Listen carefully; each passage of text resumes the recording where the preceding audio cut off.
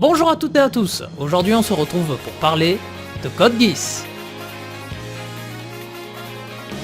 Code Geass est un animé original des studios Sunrise, diffusé à partir du 5 octobre 2006 et se conclura le 28 septembre 2008 après 50 épisodes répartis en 2 saisons. L'histoire de cet animé se déroule durant une période parallèle à la nôtre, en l'an 2010 de l'ère impériale, où le monde est divisé en 3 blocs. L'Europe, qui prend le nom d'Euro-Universe, la Chine avec la coopération chinoise, et les États-Unis qui se voient être le Saint-Empire de Britannia. Cependant, un pays résiste à cette trinité, le Japon. Mais c'était sans compter l'invasion de l'archipel par l'Empire qui se voit renommer après sa capitulation la Zone 11.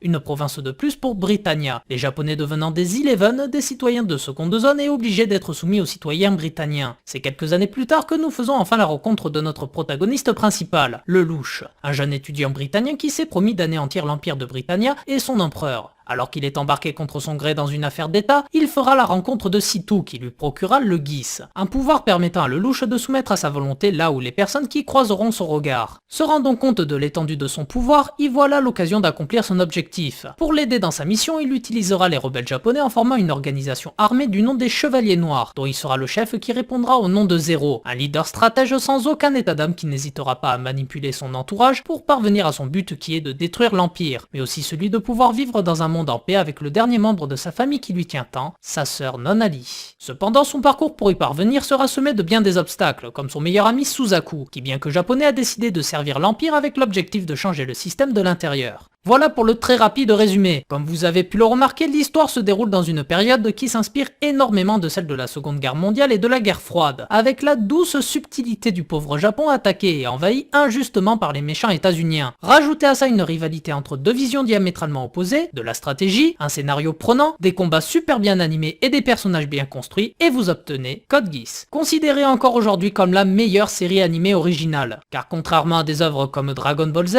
My Hero Academia ou One Punch Man, Code Geass n'est pas une adaptation d'un manga, ce qui ne l'empêchera pas d'obtenir une certaine notoriété qui pousseront les gars du merchandising de créer tout un tas de produits dérivés, dont même une adaptation en manga. Alors c'est bien beau tout ça, mais ce que vous voulez savoir c'est mon avis plus qu'objectif sur la série qui confirmerait ou non l'avis populaire. Personnellement j'aime bien Code Geass, les musiques sont superbes, la qualité d'animation est géniale, le travail sur les personnages est à applaudir et le speech de base tout comme les confrontations sont un exemple du genre. C'est simple, si vous aimez Death Note pour son côté réflexion, bien que je reproche à ce dernier de tomber un peu trop dans la branlette intellectuelle, vous avez de grandes chances d'aimer Code Geass. Toutefois, je peux comprendre que le character design des personnages qui font qu'ils ont des corps composés de Mikado peut en freiner plus d'un, mais ça serait une erreur de s'arrêter à ça, car ça serait s'interdire de voir un animé qui a tellement de choses à offrir. Et c'est pareil pour la partie mecha, qui a la mauvaise réputation d'être le témoin d'une histoire médiocre avec des combats qui mettent en pause son scénario, image due à cause des Transformers, et ce de manière injuste car dans Code Geass, les combats ne mettent pas en pause l'histoire, au contraire, il la prolonge. Du coup, après tous les éloges que j'ai faits à Code Geass, qui font penser que je suce avec bon cœur cet animé, vous êtes en droit de savoir les défauts de celui-ci. Alors, les défauts il y en a, et le plus marquant que j'ai pu noter c'est la transition entre la saison 1 qui est excellente, et la saison 2 qui est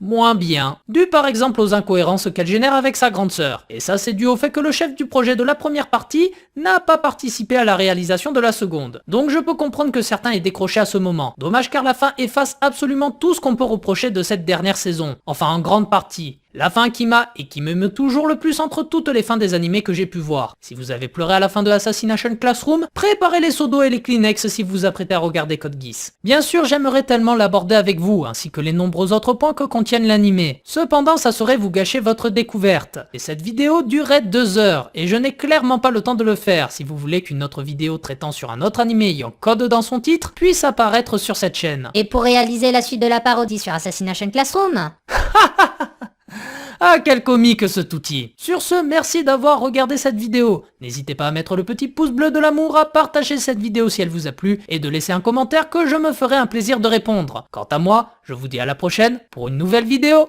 A plus! Ah oui, et pour la saison 3 qui est démontée par la majorité des fans, je trouve qu'elle vaut le détour. Elle qui a le mérite de proposer un autre point de vue en vivant l'histoire de l'Europe avec un soldat japonais à sa solde comme héros principal.